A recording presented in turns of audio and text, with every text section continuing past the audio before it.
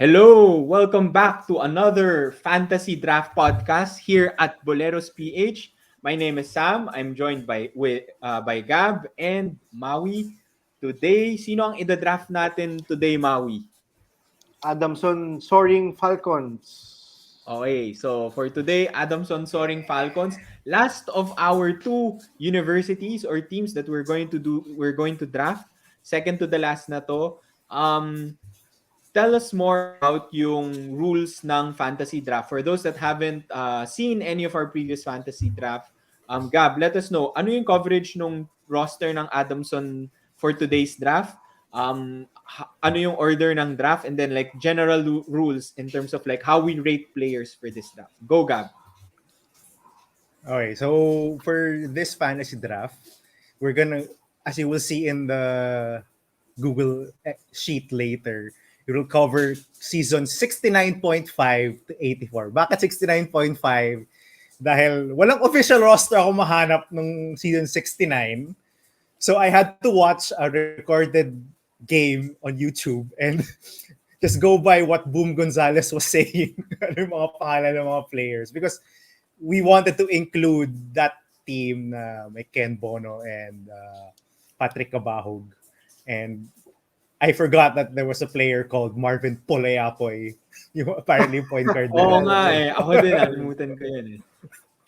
Nalimutan ko. Anyway, you will get to that later. So yeah, 69.5. It doesn't include the whole roster for season 69. But we go all the way to season 84. And the rules, typical snake draft tayo. Sammy goes first, and then in the next round, Sammy goes last. We already randomized this. I'm once again going second. I hate going second. Sammy goes first, and then Maui with the last pick. Rules, again, we're basing this on the performance of players during their UAAP career. So, not the Ken Bono after, or not just the Ken Bono in the UAAP. Okay? Just form your team however way you like, as usual. If you want to have no centers, if you're like Maui, you like all wings, go and pick your wings. Gusto mo small ball like the Golden State Warriors, go ahead. What else?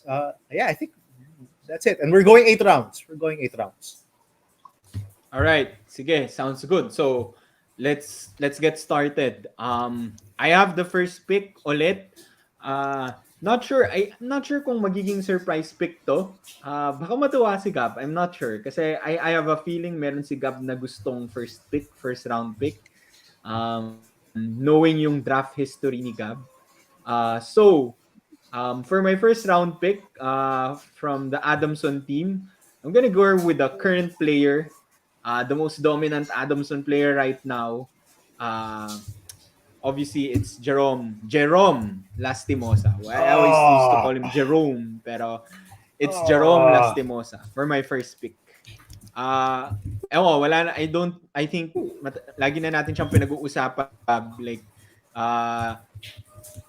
sa akin lang, no, I remember when he first showed up sa Adamson, that was supposed to be the year ni Pingoy, ni Jerry Pingoy. Dapat siya na yung superstar, star point guard. Jerry Pingoy. Yeah. Pero, obviously, this guy came out of nowhere. Sobrang galing nito. And walang takot. Rookie pa lang niya or first year pa lang niya sa UAAP. Walang takot. Can score in multiple ways. Can shoot the three, drive. And now, in the most recent UAAP season, I think he's a better playmaker. So, sa akin, probably an MVP candidate for the upcoming UAAP season. So, Jerom Lastimosa. Black Horse team. He was my dark horse. If you remember, Sam, diba, nung first ever episode natin ng Bolero, sabi ko, Dark Horse MVP. Jerom Lastimosa, MVP. Dark Horse MVP. Tama. Didn't quite come through. Pero tama si I was Maui. so Dark high on horse, this guy. Dark Horse ang Adamson.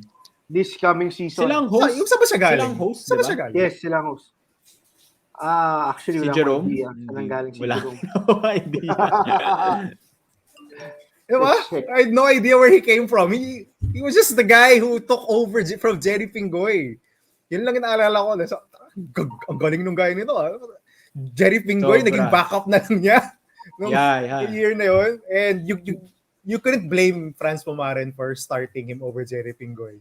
Talagang mas explosive siyang player off the dribble, can run the pick and roll better, as a more consistent outside shot than Big Jerry shot maker Pingoy. pa. Diba? Big shot maker. Grabe Big yung shot balls maker. niya. What's interesting in the upcoming season is if he's gonna get more help in Adamson. Diba? I commented this Sam nung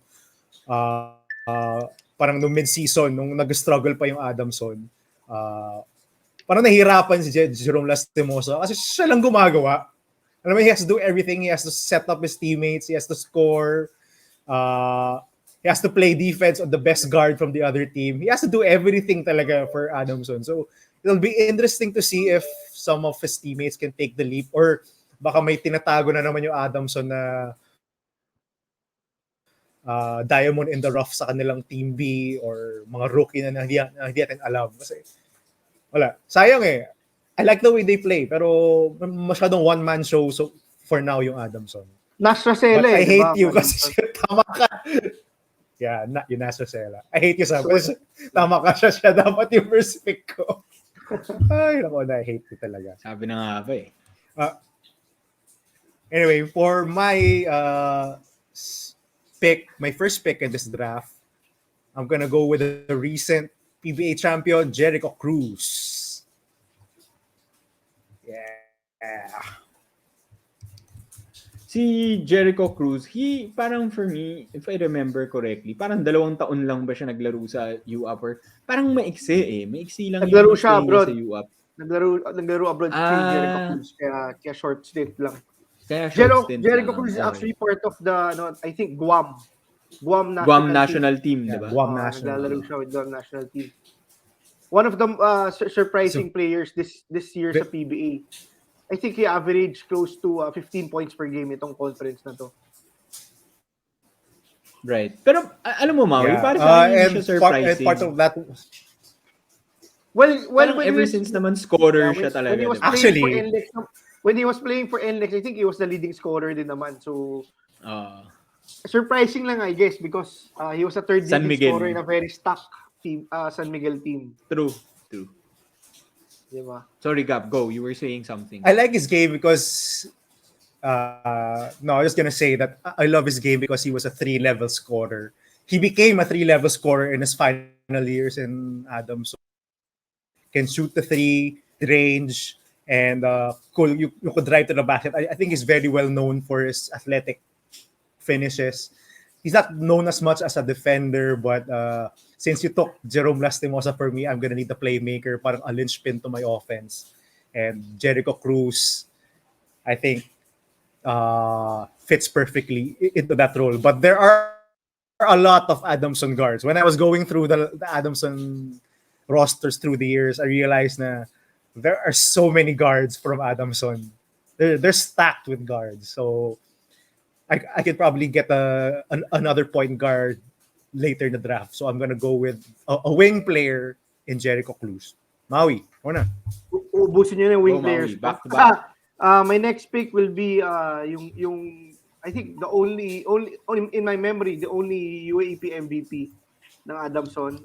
As Gab mentioned, Adamson is stuck with guards and wing players. So I'm going with Ken Bono. Okay. Yes, that's an obvious big boy pick. Ken. Obvious pick. Big boy. Surprising for Maui na center yung una niyang kinuha. Okay. Sentro. Yung husky boy ko, kinuha ni Maui. Buisit siya. Ken Bono is actually I recently rewatched. Anyway, I was gonna say Go, Maui. I Go, Maui. recently Go, Maui. rewatched. Sige, Maui. Actually, one of the reasons why I picked Ken Bono, surprisingly usually wing players, is because Ken Bono also has yung mid-range and long-range shot. So, yun yung one of the main reasons. Triple threat din kasi si Ken Bono. Tama. May modern game siya eh. No? Yeah, yung modern Go, game. Gab.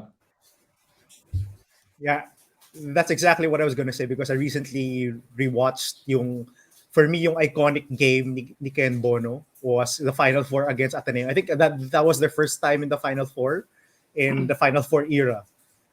It was Ken Bono's MVP year, and I watched the game, the Final Four game against Ateneo, and I was gonna comment that now, his game is so modern.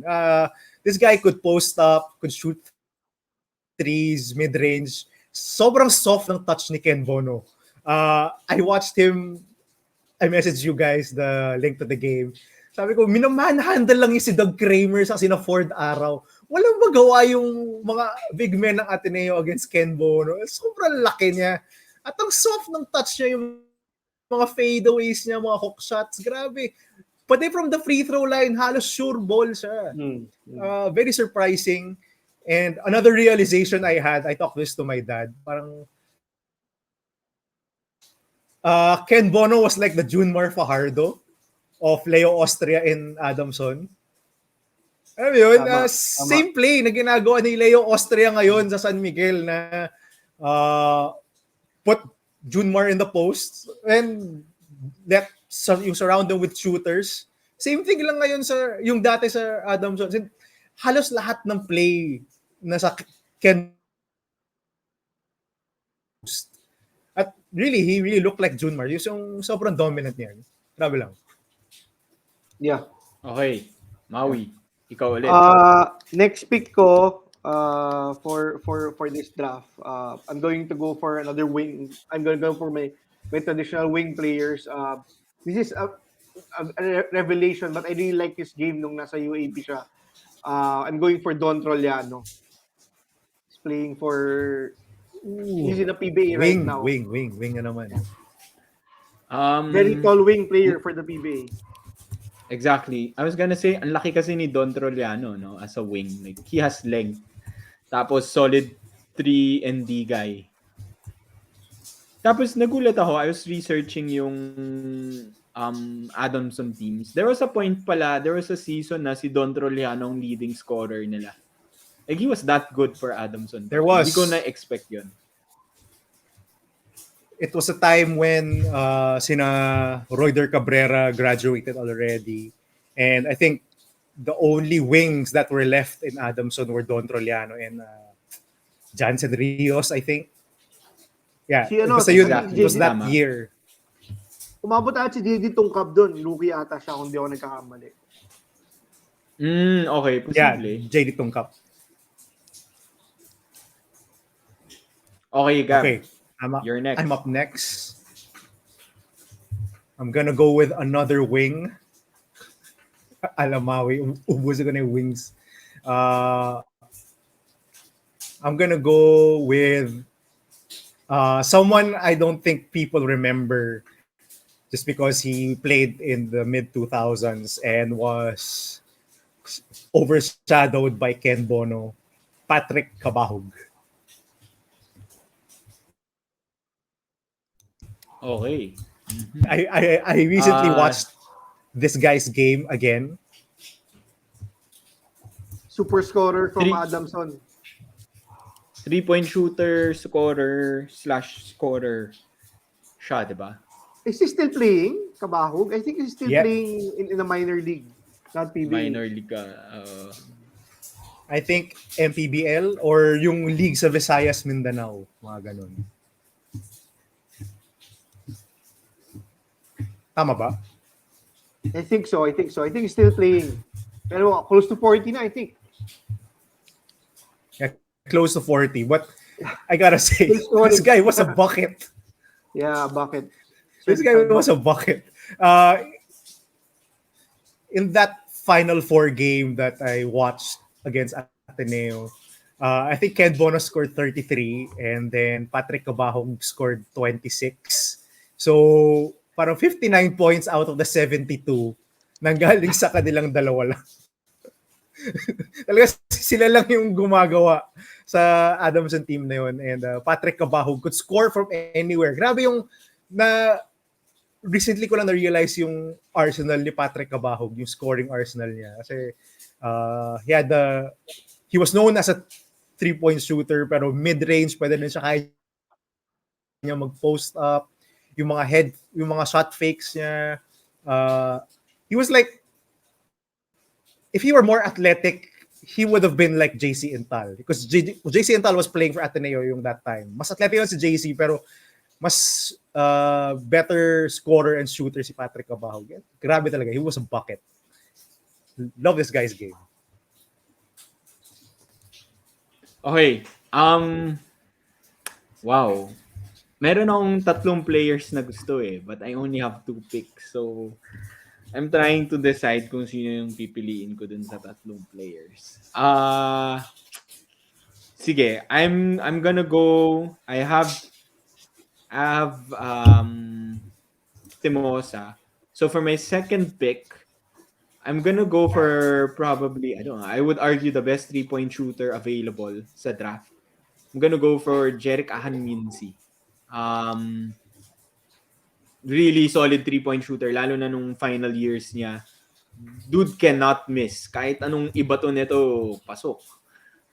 And you know, he was the one of the leading scorers nung team niya during his time. So I think it's a good pick. Okay. Next pick.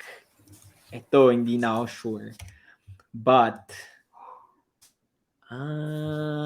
with Lastimosa and Ahamnisi on my team, I'm gonna look for a solid defender. Super love this guy. Siguro, you know, if I compare him to like yung role niya to other teams, I wanna say siya yung tipong Roger Pugoy type of player, or maybe like a Carl Brian Cruz type of player. I wanna pick Simon Camacho. Can defend multiple positions, super hard-nosed rebounder and defender. Usually guards like the best player on the other team. So plus may bigote boy din to So Simon Camacho. Wala si Gab. Okay. Sige. Si Gab pala yung next pick. So habang wala si Gab, ayun na. So mag-recap lang tayo. Quick recap. So far, first few rounds, I have Lastimosa, Ahamnisi, and Camacho. Gab has Jericho Cruz and Patrick Cabahug, and then Maui has Bono and Trollano. Gab, turn mo na. Wait. Did I just hear that you picked Simon Camacho? Yeah, Simon Camacho. I hate you. I really hate you. Yes. Siya dapat yung big man ko Lang hiya Okay, nice. Good pick, talaga, good pick. Okay, good pick. Siya dapat yung sabi ko, sige, yung kunin niya si Ken Bono. Mas gusto ko yung Simon Camacho. Ako din. Dynamic forward. Camacho. Exactly. And hard-nosed defender and rebounder. Like, talagang sipag nito, walang takot. Love his game. I love his Very game. underrated. I think nasa PBA ba siya? Like, is he playing in the PBA? I think na-sign siya but I'm not sure kung na-retain siya nung last conference. He was playing MPBL or some minor leagues and dominating. Then he was signed to PBA, but I'm not sure if he's still there. Tama, naalala ko nga yun. Parang MVP ba ata siya sa minor league or something like, or championship team, finals MVP or something like that. Sobrang daming blocks and steals. Yeah. Yes, yun naalala ko sa'yo. Dalang haba niya for a forward. He would rack up the blocks and the steals talaga. Sort of like sa PBA, si Jonathan Isaac na walang ibang ginagawa kundi na mag-block sa kapag-steal. Diba? Yeah. And medyo may decent naman siya, shot. Like not a shooter pero decent shot. Yeah, Gab, ikaw, your turn. I hate you, Sam. I really hate you. Nagigets ko na yung mga pick ni Gab kaya inuunahan ko na Wisit ka. Wait lang. Yun yung dalawang big man na talagang inaay ko Sige, I'm gonna go with my third big in this draft. Kind of controversial, but I'm gonna go with Papi Sarr. Papi Sarr. Yeah, okay si Papi Sarr. another guy who suffered under Ivan Enriquez the Terrible, if you remember correctly. Papi Sar. So Charles Mami was the first victim. Papi Sar was the second victim of Ivan the Terrible. Yung shout out to Ivan. But I was gonna say yung controversial because I think he wasn't he Kicked out. deported or something? Yeah. Kicked out and he was deported. I remember he was deported or something. I But think he may was a pretty kaso siya or solid big. something. Yeah, he was a may kaso siya. But he was a pretty solid big and just to rebound and to block shots because I wanted Simon Camacho talaga yung at this spot, but as a third backup big behind Ken Bono, I think it's not bad. I think So just Sir, as an inside presence, diba? outside of Ken Bono, I think Pizarro was the big man that really gave them the most impact these past few years. Yeah. Truly. Sad what happened to him, but Yeah. just for a purely basketball perspective, I think he's serviceable. Maui, 2 picks. Maui, back to back. Actually, yung next pick ko, iniisip ko rin to first pick talaga sa draft. Nagulat din ako na umabot pa ng third round. One of my favorite players, very dynamic scoring guard, athletic, dunks, made it to the PBA, played it a few years, si Alex Nuiles. One of my Yes. favorite Adamson players. Yes. Yes. Same. Actually, silang tatlo yung pinagpipilian ko. So, si Ahamnisi, Nuiles, and Camacho. But I had a feeling si Gab nga would get Camacho. So, sabi ko, sige, Camacho na ako. Kailangan ko ng big. But yeah, I was expecting him to go higher then. I agree, Maui. I think sayang lang si Nuiles. Maybe he would have gone a bit higher kung hindi siya na ACL. Diba na ACL ata siya eh. So he was injured. He was gone for a year. Kaya medyo naging irrelevant siya eh. Pagbalik niya, he wasn't as good as yung pre-ACL injury niya, I think. Hindi siya as explosive pala, I mean. He kind of took Parang a he took- backseat to the to the Lester Alvarez show nung pagbalik niya from his ACL. From the guards, sina Jerick Cañada and si Lester Alvarez. Yun na naging parang stars ng Adamson, hindi Ng na si offense Alex nila, Nuiles. yeah. I think it took time rin to adjust sa PBA following nga yung gruesome injury niya.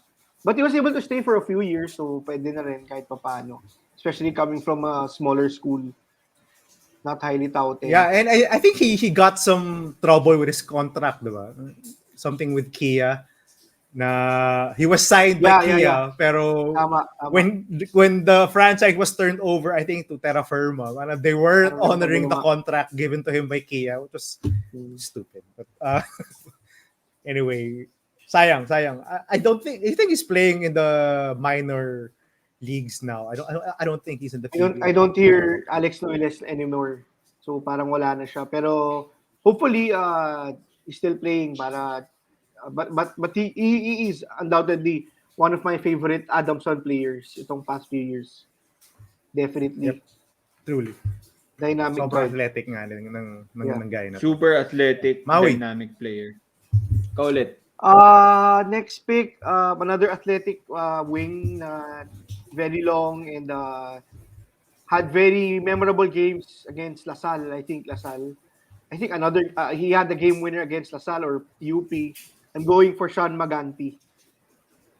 I think. Yun na yung next pick ko. Yun ba next pick mo, Gab?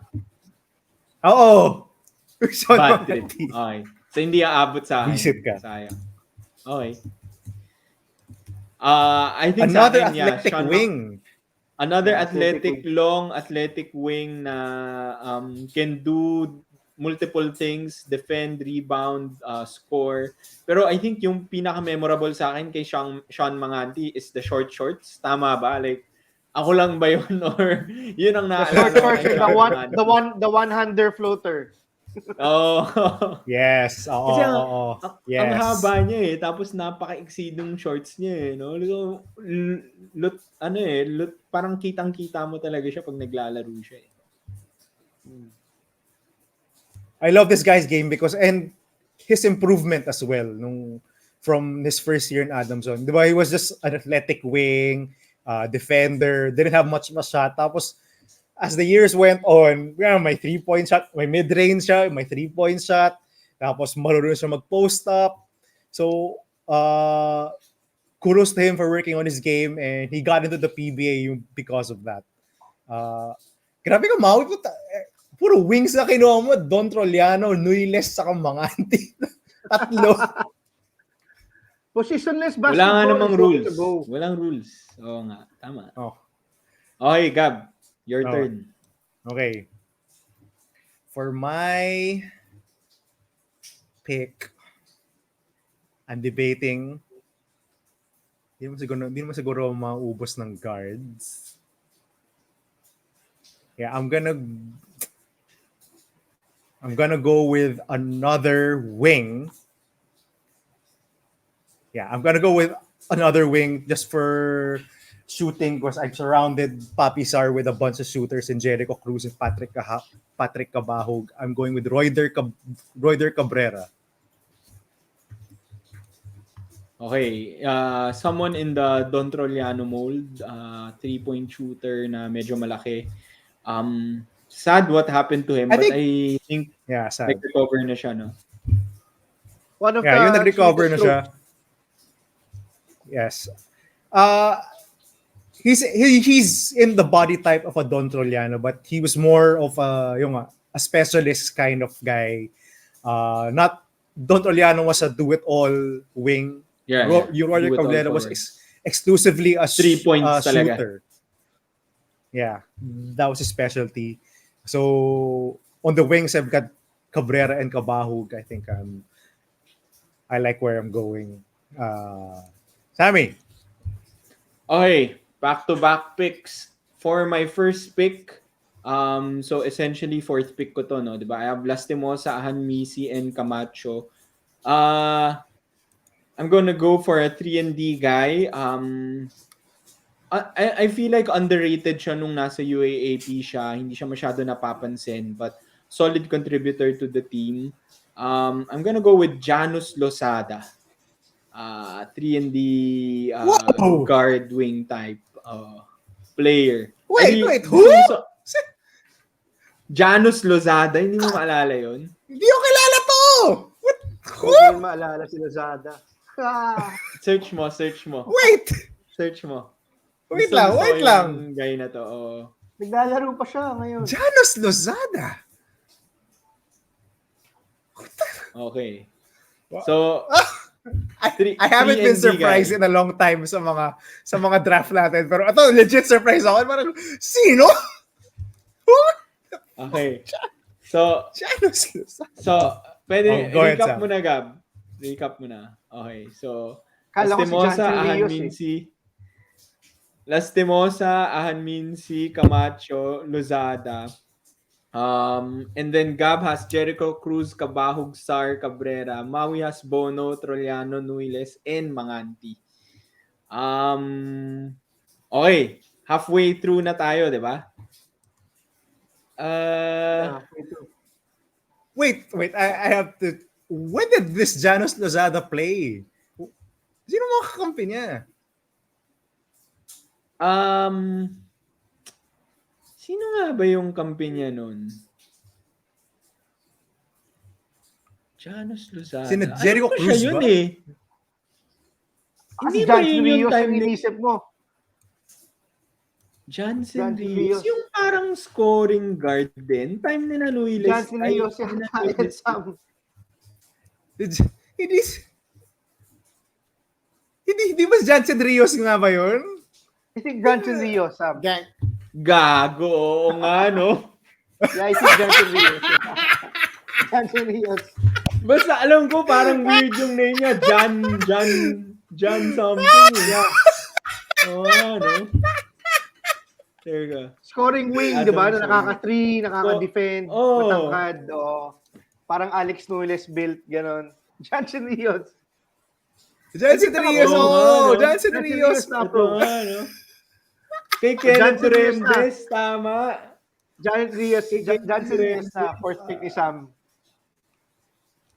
Oh, so, okay. I think we can... I don't even think... Janus Lozada.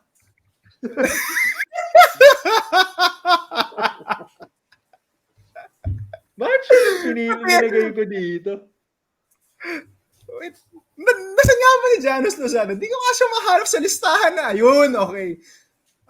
Sige. I think we can forgive somehow. No. Sige, meron ba si Janus Rios? I think, I'm not sure if Janus Lozada had that game. Pero the way you were describing him, I was thinking about Jansen Rios. Parang tama. Basta tama. Basta, I mean, hindi siya, it was a time na hindi ganun kagaling din yung Adamson eh. Tapos siya yung top scorer. Parang Jericho Cruz, scoring guard. Sino si Janus Lozada? Hindi ko rin alam pati kami ni Maui, mga ilang taon na kami nanonood ng mga UAAP games, di namin kilala si Janus Lozada. Hindi ko maalala talaga si Janus Lozada. Hindi ko talaga maalala. Oo nga. Pero tama si Sammy. Okay. Naman. Ano? Yeah. Tama si Sammy. Yeah. There's an article saying that Janus Lozada was UAAP Player of the Week. So you might be right. During Eric Camson's time. Baka. Oh, Eric Camson, ang layo nun from Jericho Cruz time. Kailan mo napanood, Sam? Hindi. I think it's Jansen Rios. Mas naalala ko time ni Dorem. May picture siya dito with Dorendes eh. Basta siya yung lead scoring guard that time. Siya tsaka someone else. Sila na yung top 2 scorers nung time na yun. It has to be Jansen Rios. Sam, I think tama ka nga. He was. Sam, tama ka nga. The time that Adamson was also winning, Janus Lozada was playing with sila Ken Bono. I remember him na. He was the wing. Siya ata yung starting 3 nila. Matanda na. Matanda. Okay. Baka na-mix ko. Baka iniisip ko. Baka siya talaga iniisip ko. Pero ang player na inaano ko is si Jansen Rios. Kasi yun nga, naalala ko talaga. Basta top scorer, ganyan eh. Pero familiar sa akin yung Janus Lozada. Kaya iniisip ko talaga, naalala ko to, si Janus Lozada. Solid to. Pero hindi, tama ka nga. Baka nga si Jansen Rios. Ito yung itsura na naalala ko eh. Sobrang nagulat ako. What? Janus Lozada? Wala nga si Jansen Rios sa list ko eh. Wala nga si Jansen Rios sa list ko eh. To be honest. Anyway, Sam, go. Ano yung Maui? Go ahead. To reclaim your honor. In fairness, may articles talaga about Janus Lozada, 2011 to with sila Lester Alvarez. Nung dulo siguro.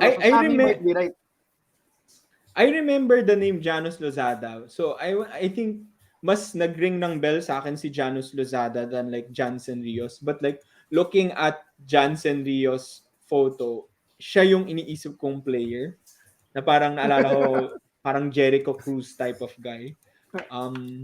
I don't know why mas nagring ng bell yung Janus Lozada. Baka kasi mas winning team sila noon, pero hindi ko alam. Correct. Honestly. Tama. Okay. Ito yung hirap na walang mga archives ng UAAP. As we really have yung sariling kayod tayo ng paghanap ng mga articles, mga pictures sa kanila. Yeah. We get honestly, confused. Hindi naman ako naghanap ng pictures. Sa players. Because of the similar gameplay also. Oo. Yeah. Wow. Ano lang ako. Gugulat ako na sa Janus Lozada. Okay. Wow. Claim your honor sa amin. Yung ikaw pa rin yung may pick. Honestly, pwede mo na kunin Janus Lozada. Ito na, may 5th pick ka. Janus Lozada. Oo nga eh.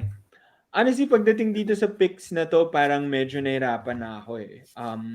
I feel like you could go like parang multiple ways with the remaining players.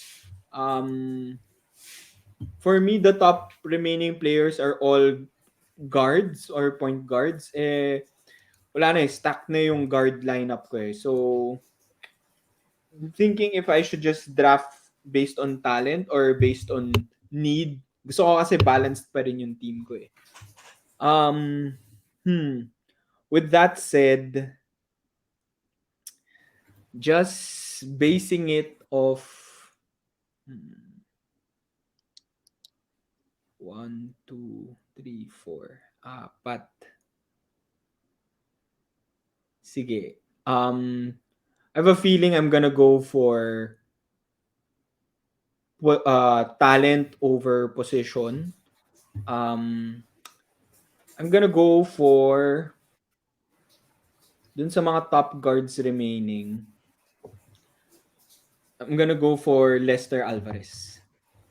So, I think na-mention yun ni Gab kanina like when Alex Nuiles was out, it became the Lester Alvarez and Jerick Cañada show sa Adamson. And I remember hirap na hirap yung Ateneo sa Adamson team na yon with those two guards being the top parang offense creators kasi imagine mo yun uupo I think si Jerick Cañada was like off the bench eh. So imagine mo yung uupo si Alvarez tapos si Cañada yung papasok. Parang walang pahinga eh. Walang pahinga yung babantay sa kanila eh. So that was a really scary offense sa akin. Like parang fun and exciting offense. So gonna pick Lester Alvarez. Good I think pick. for me sad lang na hindi nag-translate both guards sa PBA. Medyo I think na-surprise ako dun. Jerick Cañada played overseas sa ABL. He did very well sa ABL. Oh, okay. Hindi ko alam yun. Pero alam ko na-draft sila both di ba, sa PBA? Kampi niya sila Leo Avenido. Yes, I think both of them were drafted. Anyway, si Jerick Cañada had a very good career sa ABL. Sorry, guys. Who's their coach? Who's their coach? Adamson? Do you remember? Austria. Leo Austria pa siguro yun. Si Leo Austria pa rin? I think nag-extend to Leo Austria pa during that time. I do remember they had a upset in the Final Four. Was it in the Final Four? I think si Jerick Cañada hit a big three. Or were they upset by UST or something? There was remember, diba in upset, diba I think yung Ateneo, yung lone talo natin was from them, from Adamson. Parang sweep dapat, pero natalo tayo ng Adamson. Pero, dun sa Final Four, ang naglaban, FEU Adamson. Natalo sila sa FEU. Kaya naging Ateneo FEU or something like that. Yeah. Yun yung Rabalo Cine days. Yeah. Basta kontrapelo lagi tayo yung Adamson sa Ateneo. I do remember yung Lester Alvarez. He was riding the bench, I think first 2 or 3 years niya sa Adamson. Bench player siya. As in, hindi siya ginagamit kasi they had guys like Jerick Cañada, who was I think a year or 2 more senior than Lester Alvarez. Then suddenly, yung pagka-injure ni Alex Nuiles, bigla na lang, grabe ang galing pala nitong Lester Alvarez na to. So, sobrang liit niyang guard. Pero, tirador. Would hit a lot of threes, as walang takot. Silang dalawa ni Jerick Cañada formed a very scary backcourt. Yung tama ka, Sam. I do remember na Ateneo sobrang hirap sa Adamson team na yun dahil nga sa dalawang guards na to. Okay, so for Gab, my 5th pick, so since you got Lester Alvarez, I'm taking Jerick Cañada. Parang honestly interchangeable yung dalawang guy na yun. Diba? Sometimes namimix up yung itsura nila. Yeah. Scoring or stability. Parang si Cañada offers more the stability, more of the point guard playmaking. Alvarez was more of a deadly shooter, scorer. Microwave type of player. Tama. Pareho kasi silang maliit din, no? Hindi sila ganun kalaki. Yeah. Below 6 feet. Hindi mahirap. Yeah. Yeah, below 6 feet. Kaya rin nahirapan siguro to transition the game sa PBA. Yeah. True. Maui. Everyone's getting point guard, so I'm gonna get yung favorite point guard ko ng Adamson. He played sa Adamson sa modern day. One of the first 2 and dones or 1 and done players. I'm gonna get Val Chauka. Yeah, Chauka. 1 and done ata siya no? 1 and done ata. Yeah, I think 1 and done or 2 and done. Basta 1 or 2 years lang siya naglaro. But he was one of the first players na na-expose quote-unquote yung system ng UAAP na pwede pa late makalaro.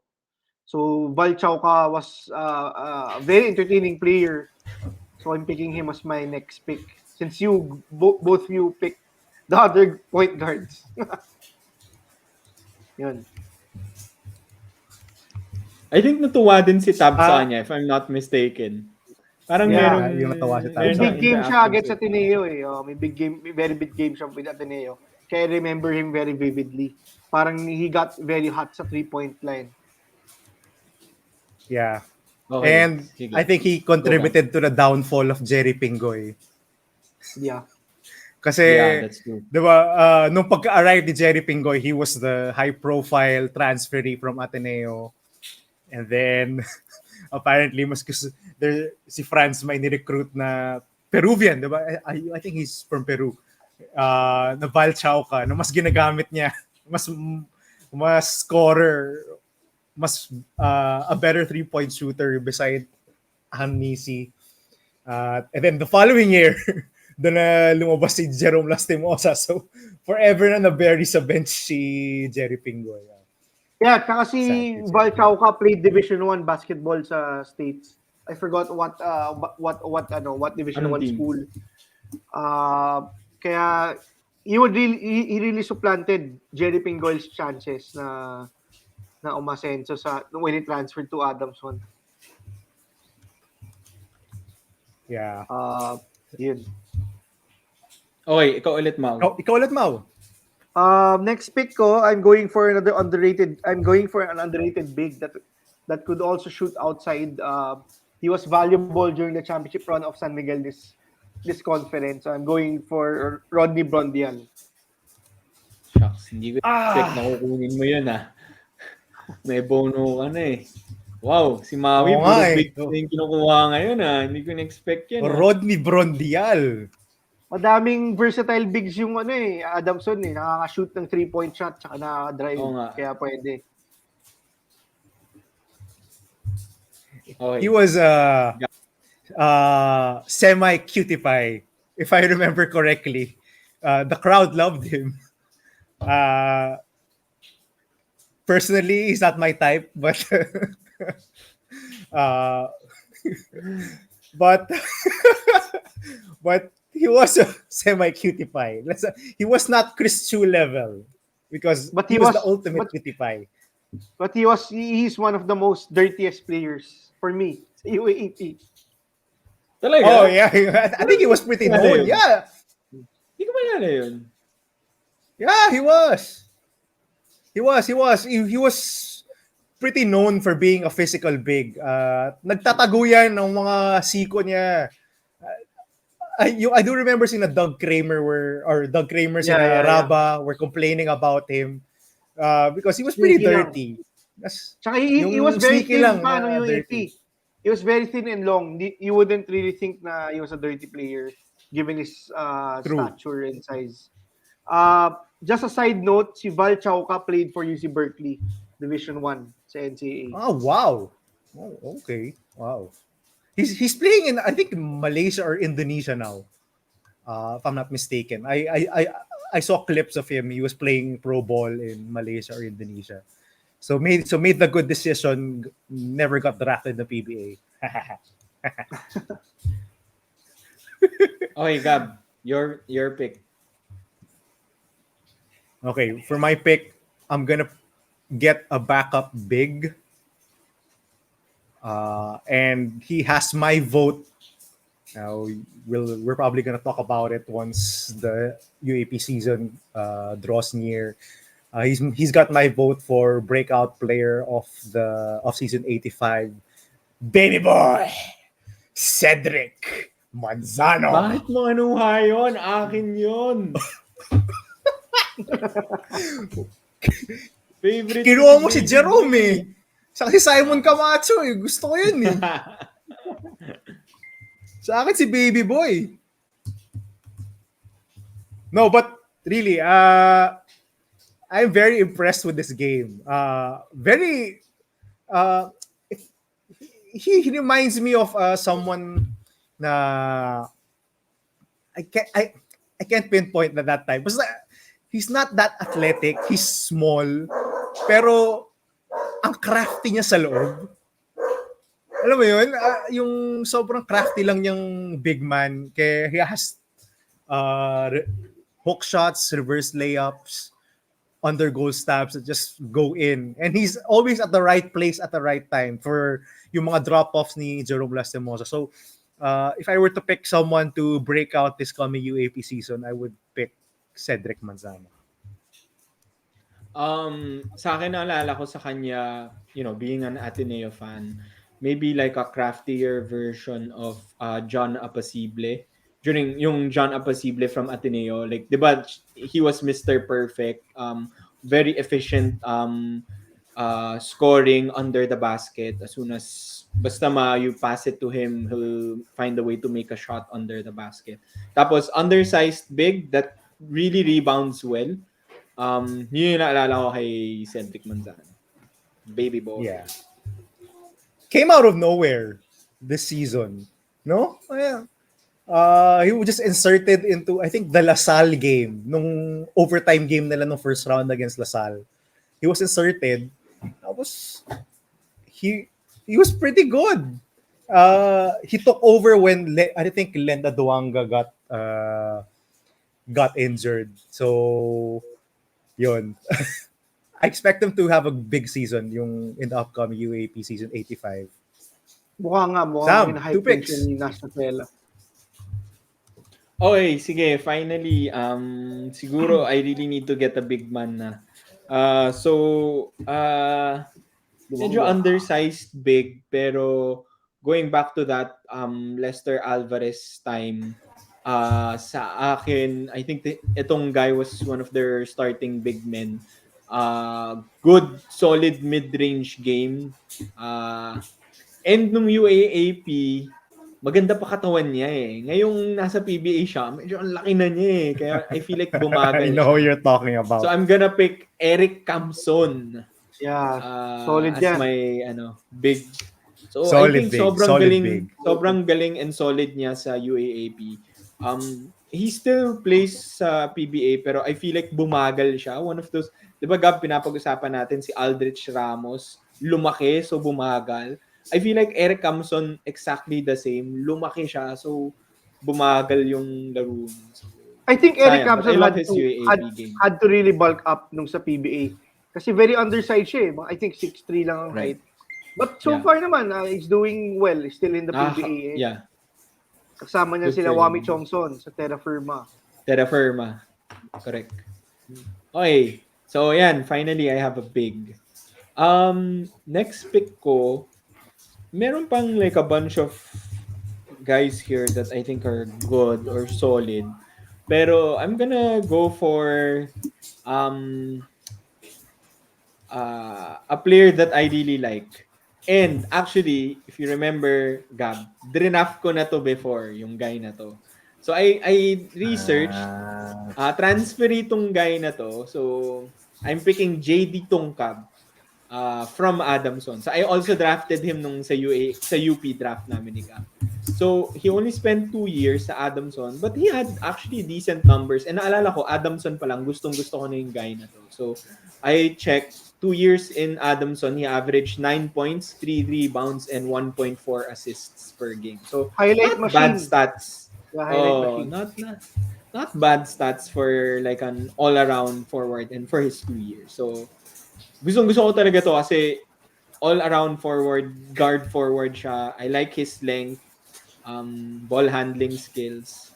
Sayang lang, hindi siya fully na-maximize nga sa UP. But, I would argue na okay. yung stint niya with Adamson was really better than yung stint niya sa UP. Yeah. Honestly, Same. tama. But he's a very good player. Both 3&D guy na kakaibang mag-drive, acrobatic moves, and kakaiba yung side step din ito, similar to Richie Rivero. I think Tab Baldwin really liked this guy, which is why nasama rin siya sa mga Gilas lineups before. But as Sammy mentioned, unfortunately sa UP, we believe that he was really underutilized given the fact that most of the best players ng UP nung stint niya doon was kaposisyon niya 2 and 3. Sila Juan Gomez Villamo and sila Richie Rivero and the likes of the others. Yeah, I agree. Honestly, parang mas napansin ko talaga siya nung nasa Adamson siya. Maybe because hindi din magaling masyado yung teammates niya admittedly nung time niya in Adamson. Mas makikita, mapapansin mo siya. But yeah, I really love this guy. He played garbage minutes sa Talk and Text San Miguel finals. May tapos nag-dunk siya 3 times. Steal and dunks. So, parang naging mas athletic pa siya, no? Sobra. I keep on waiting for him to get into a team that really plays him more minutes. Kasi sa UP, bench player sa Gilas, hindi siya masyado ginamit. Ngayon sa Toketex, hindi na siya ginagamit. So, sayang talent niya. I think this guy played sa Japan B-League Division 2. So, hindi rin siya na-utilize. So, I'm hoping, hopefully, one of these days, makakuha rin ng opportunity si JD Tonkad. Yeah. Sayang siya. Itama ka, Maui. So, sobrang athletic. And he has skills. Diba? Yeah. He really has skills. So, I really do hope na he gets his break. Okay. My second to the last pick. Oh, God. I don't know if I want to take him, but sige. I don't know if it's a pity pick, but I think he has enough talent. I'm gonna go with Jerry Pingoy. Coco. Oy. My heart goes out to you. If there's ever a player na what could have been his career, it's Jerry Pingoy. I call it a pity pick because he has so much talent, pero sobrang na derail lang ng buong career niya, buong basketball career niya. So circumstances came into play. Yeah, and because of that rule, that political shit of a rule that required, if people are not familiar with it, players who transferred from high school to a different college would have to undergo a 2-year residency. 2 years of residency. Just because you chose a different college. Yeah, which is very unfair. Which is why right now there's a rule na that abolishes that rule. Wala na siya. Diba? And it wasn't a mystery kung saan galing yung rule na yun. It obviously came from FEU because they hated the fact that their high school MVP was going to Ateneo. And sayang, he sat out 2 years, played 1 year, and got kicked out the following year. Then had to undergo residency again. Kaya had to undergo rest. So, yeah, his playing years in the UAP, so I think you have a maximum of 6 playing years. 6 years, I think. But Gab, you're right. Talagang diba? FEU junior players ang natamaan sa rule na yan. Even si Soc Rivera, if you remember. I don't know if you guys remember. Yeah, Soc Rivera. He was the star player nung high school tayo. He really got hit by that rule kasi transfer siya ng transfer and then he had to sit out multiple years. And I think he ended up being a farmer because of it. Talaga? Si Soc? Yeah. Sayang si yun. Soc Rivera. I think you can search sa YouTube na na-feature si Soc Rivera sa one of the news outlets about him not being able to further yung basketball career, so he ended up going back sa farm ata. Do you remember Soc Rivera, Sam? We watched him in high school, juniors. Yeah. Finals. He was part of the Mark Lopez, Jens Nutel FEU high school team. Nutel. Siya yung star talaga. Yeah, he was the star, si Soc Rivera. And then second and third fiddle na lang si Mark Lopez kasi Jens Nutel. Parang second coming ni for me si Soc Rivera should have been the second coming of Arvin Santos sa UAP. Totoo. Kasi very similar yung so game nila both ends. And he was so talented. But like Pingoy, he had to endure a number of years just sitting out because of these residency rules. Sorry, so saan siya nag-transfer? I think UP. nag-transfer siya muna, UP, tapos after nag-Adamson pa siya. Tapos I think finally bumalik na yung FEU pero too late na, hindi na talaga hindi na niya na jumpstart yung career. he went with Mark Lopez sa UP. So he was Okay, supposedly makes part sense, of that makes sense. recruiting batch. Oh. And going back to Jerry Pingoy, again, I call it a pity pick because I'm really sad for him. A lot of forces came in front of him, derailed his career. At yun nga, when he finally got the shot to even start for Adamson, uh, he was apparently with guards that were a lot better than him. So like we talked about Val Chauca earlier, and then who's the other guy we talked about? Jerom Lastimosa. So when he was supposed to be the starting point guard, there were other guards that took his spot in both years in Adamson. Diba? Isipin mo yun. Yung window talaga. The same thing happened when he finally played for Ateneo. He was supposed to be that starting guard. Instead, si Matt Nieto, you took his spot. So 3 years playing in the UAAP, all those years he was expected to start.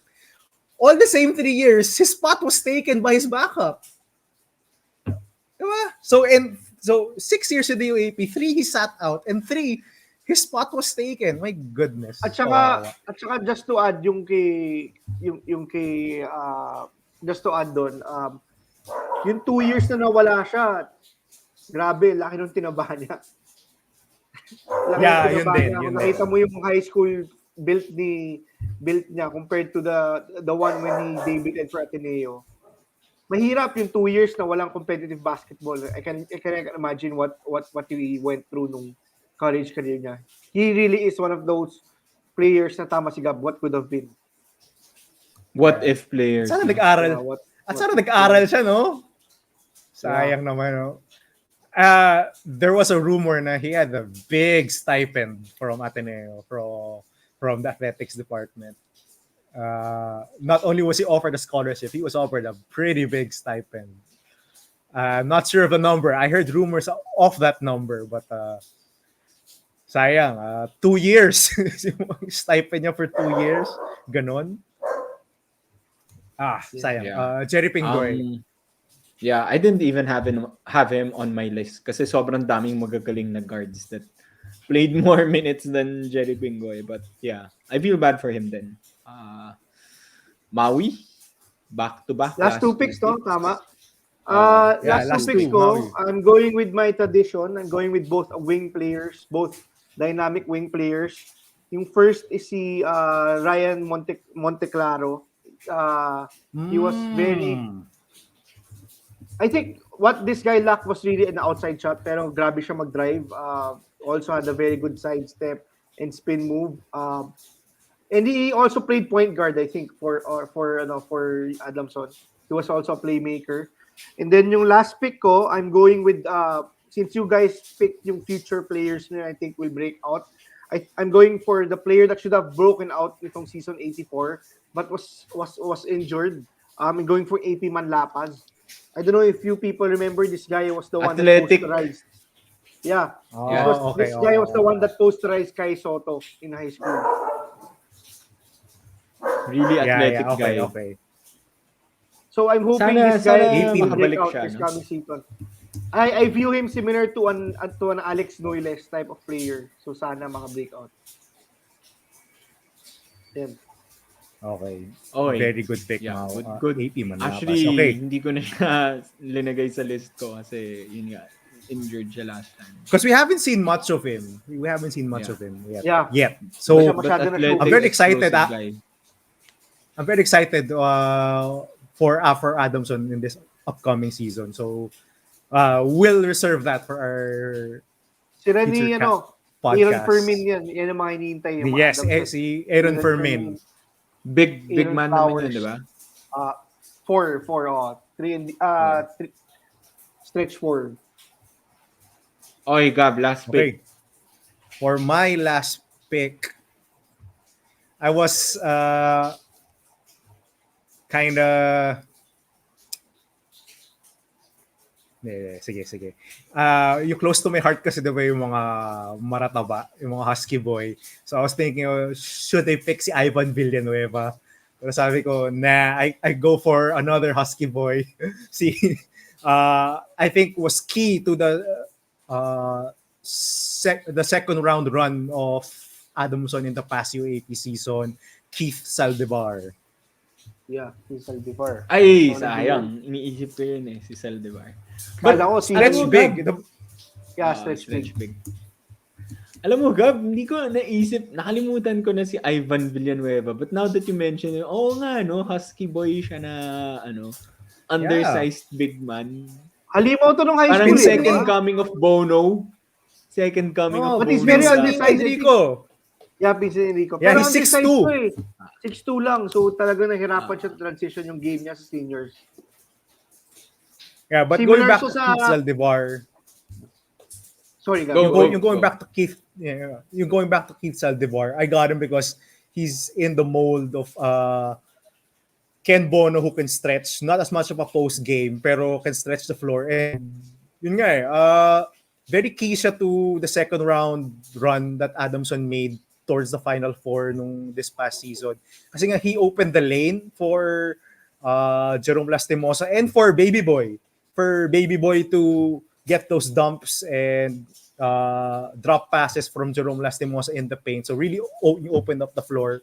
And I think if you have a big man that can shoot that well, it's something that in modern basketball you really look for.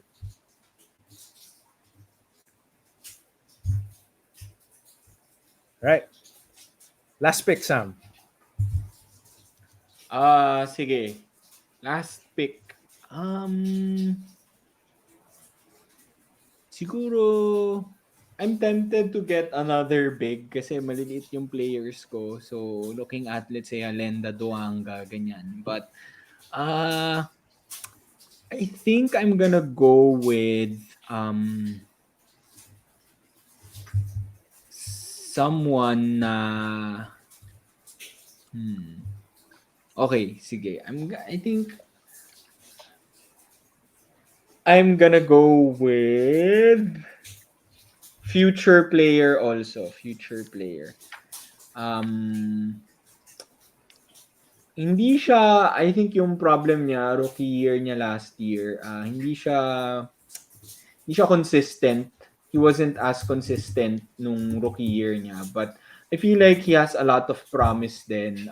Given na rookie pa lang siya pero medyo he got a lot of minutes under Coach Nash Rosella. Hard-nosed player then but mostly a scorer. I'm gonna go with D.Dot Hanapi. We've talked about him, Gab. I'm investing on his potential. Alam kong, but I like what I saw nung rookie year niya. Just not as consistent. Yeah, what I was gonna say, he wasn't a really consistent player. I was hoping he would be that second fiddle to Jerome, pero never really panned out no season 84. Right. But he's young. He's a rookie. He's an incoming sophomore, so hopefully he'll develop his game and get some support. I think this is Jerome's last year. Tama ba? Or Feel second ko, to last? tagal na niya. I think Jerom Lastimosa nga nakakuha na ng offers abroad. Parang ang rumors is meron ng offer Korea rin. So let's He see. should get See what because happens. he is damn good. He should get I think offers. He's comparable damn naman good. laro niya. Comparable naman laro niya kay SJ Belangel and RJ Abarientos. Yeah. Palag si Jerom Lastimosa. Anyway, Okay, sige. that's the end. Just to recap, our picks for me, Jerom Lastimosa, Jerick Ahamnisi, Simon Camacho, Jansen Rios, Lester Alvarez, Eric Camson, JB Tonkad, tsaka D.Dot Hanapi. For Gab, Jericho Cruz, Patrick Cabahug, Papi Sar, Royder Cabrera, Jerry Cañada, Cedric Manzano, Jerry Pingoy, and Keith Zaldivar. For Maui, Ken Bono, Don Truliano, Nuiles, Manganti, Val Chauca, Prundial, Ryan Monteclaro, and AP Manlapa. So, to everyone watching, like, let us know kung meron kayong, like, who's your pick, sino yung top 8 players niyo from Adamson. Meron ba kayong mga Yung sleeper baka may picks that you magalit haven't, like, na oh, tinanggal natin si Janus Lozada. Janus Lozada, is he like a sleeper pick for you? Or do you feel like we pick someone that you don't think deserves to be here? Just let us know. Yeah, just to recap, like what we always do. Anyone that you feel like we missed out on. Ako marami, mahaba yung list ko, but I want to start with you, Cam. I have a few guys. First was, I don't know if you guys remember him, Michael Gallinato. He was the big man Yes, big after Ken man. Bono. Yeah. Lefty. I think he Remember was a Gallinato. lefty. He was a lefty. He scored a lot in the paint. He was big. He had a good inside game. So I'm surprised no one got him. I was actually eyeing him or Keith Zaldivar, pero sabi ko, I have yung Cedric Manzano and Papi Sar as my bigs already, the one who can play inside. So I'm gonna go with someone who can stretch the floor. Pero yeah, si Michael Gallinato, that's one guy. Second, Maui already mentioned him, si Aaron Fermin.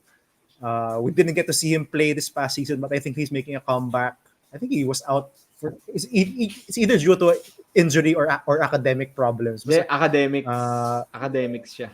academics, ayan yun. So academic problems. And then Kurt Lohera.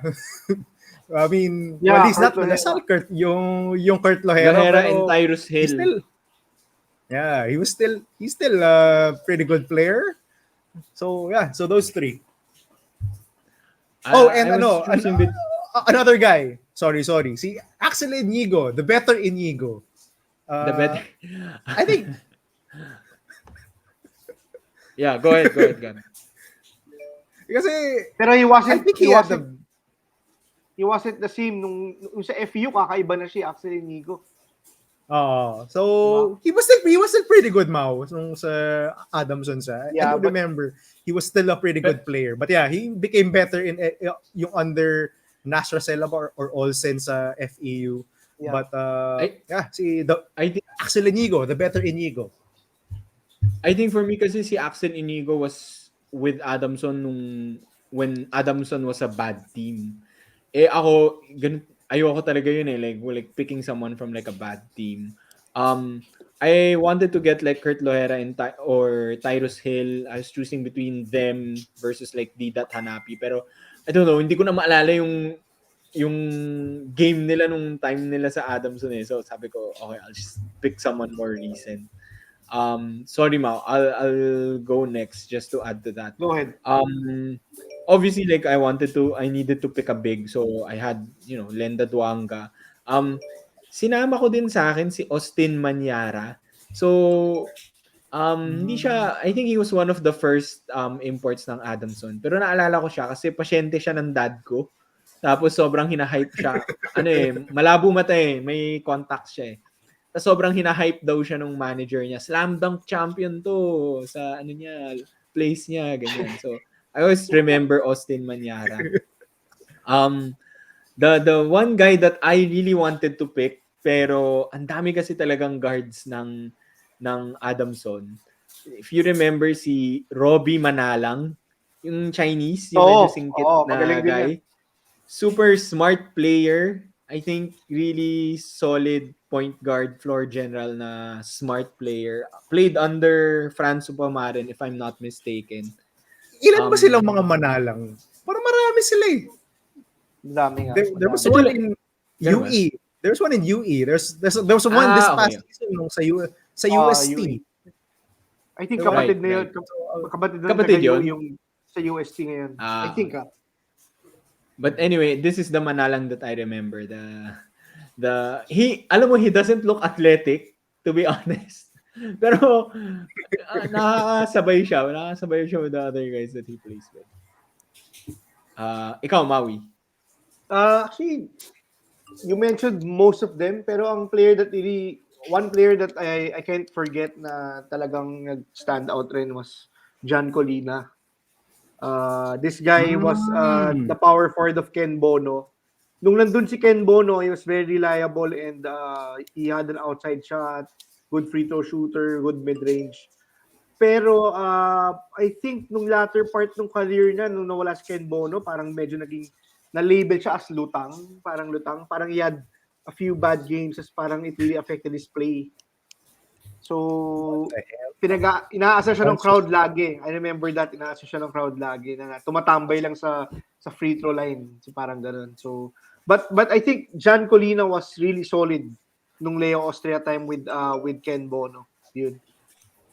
I think nag-abot pa sila ni Camson. Kasi I remember them playing yeah, together eh. Parang center Sila nag-out na sila. yung forward point sila. 5 nun.